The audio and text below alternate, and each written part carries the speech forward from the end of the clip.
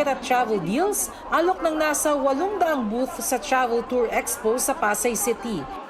Ayon sa DOT, layon din ng Expo na magtatagal hanggang Linggo na i-promote ang iba pang lugar sa bansa na hindi pa gaanong nakikilala.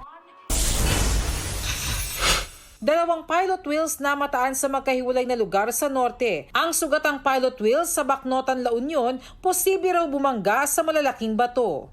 Nasawi naman ang sugatang pilot whale na nakita sa Paway, Ilocos Norte.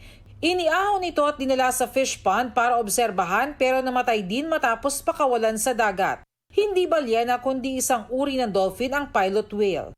Bernadette Reyes, nagbabalita para sa GMA Integrated News. Huwag magpahuli sa mga balitang dapat ninyong malaman. Mag-subscribe sa GMA Integrated News sa YouTube. Sa mga kapuso abroad, subaybayan nyo kami sa GMA Pinoy TV at sa www.gmanews.tv.